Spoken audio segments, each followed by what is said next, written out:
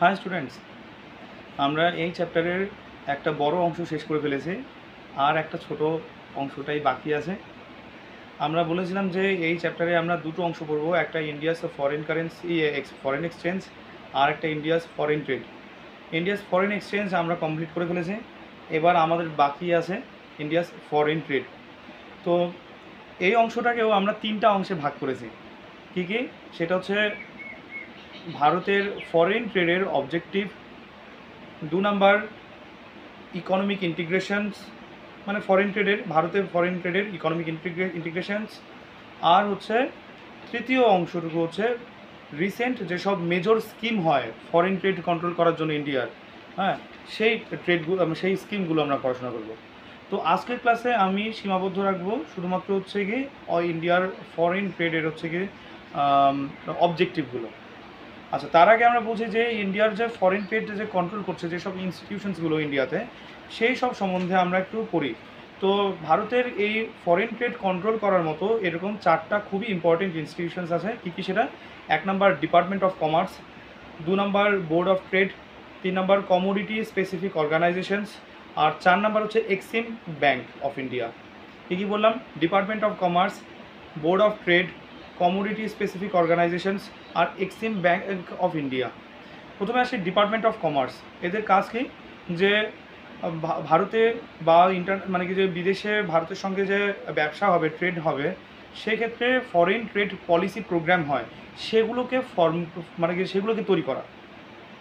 Foreign trade policy programme যেসব হয় সেগুলোকে তৈরি করা এবং সেগুলোকে ডিরেকশন দেওয়া, যে এই পলিসিতে এগোতে হবে, পলিসিগুলোকে বানানো, তারপর সেটাকে ডিরেকশন দেওয়া যে লোয়ার অথরিটিকে, যে তোমরা মানে সেগুলো যে এইভাবে যে তোমাকে ডিরেকশন এই হিসেবে তোমাকে স্ট্যান্ডার্ডগুলো মেনটেন করে কাজগুলো করতে হবে। এটা হচ্ছে ডিপার্টমেন্ট অফ কমার্সের কাজ।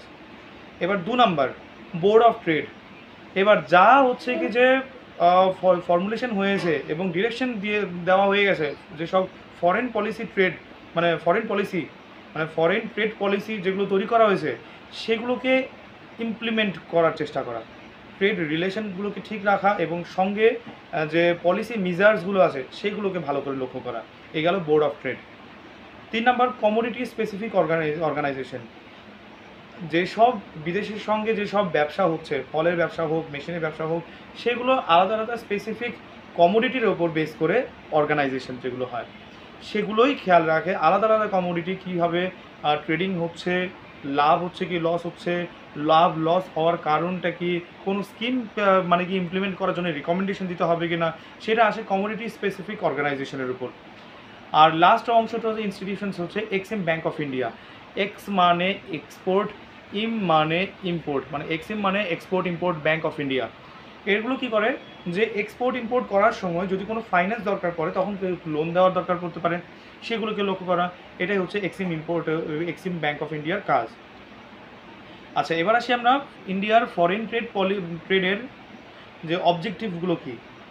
1 নাম্বার হচ্ছে বিদেশি মুদ্রা মানে কি যে অর্জন করা। 2 নাম্বার গ্লোবাল মার্কেটে হচ্ছে কি যে এক্সপান্ড করা, যে ইন্ডিয়ার মার্কেট মানে গ্লোবাল মার্কেটে ইন্ডিয়ার ইনফ্লুয়েন্সটাকে বৃদ্ধি করা। 3 নাম্বার হচ্ছে এগ্রিকালচারের এফিসিয়েন্সি বৃদ্ধি করা, কার্যক্ষমতা বৃদ্ধি করা, আর হচ্ছে কি যে মানে টেকনোলজিকে বৃদ্ধি করা। 5 নাম্বারটা হচ্ছে কি যে গুডস অ্যান্ড সার্ভিসেসের কোয়ালিটি ইমপ্রুভ করা। আর 6 নাম্বার হচ্ছে জব অপরচুনিটিকে বিল্ড আপ করা।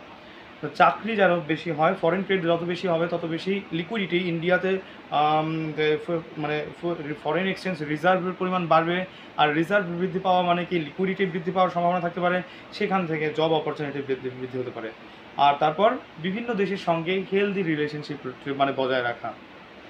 ঠিক আছে, আমরা তাহলে কী কী বললাম আজকে ক্লাসে? আজকে বললাম আমরা বেশ কিছু ফরেন ট্রেড সংক্রান্ত বেশ কিছু ইনস্টিটিউশনস, আর সঙ্গে objectives of foreign trade in India. ঠিক আছে, আচ্ছা এবার আসি আমরা সেই অবজেক্টিভগুলো কী করে মানে কি আনা হলো ইন্ডিয়াতে, তো বা কোন রাস্তা দিয়ে আসা হচ্ছে সেই মানে কি ওয়েটা আমরা বোঝার চেষ্টা করি।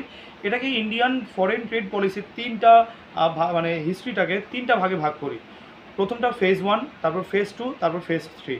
ফেজ 1 হচ্ছে কি 1950 থেকে 1970, ফেজ 2 হচ্ছে 1970 থেকে 1990, ফেজ 3 হচ্ছে কি 1990-এর পর এখন পর্যন্ত। কী কী বললাম? ফেজ 1 1950 থেকে 70, ফেজ 2 1970 থেকে 90, ফেজ 3 হচ্ছে 1990 থেকে আজ পর্যন্ত।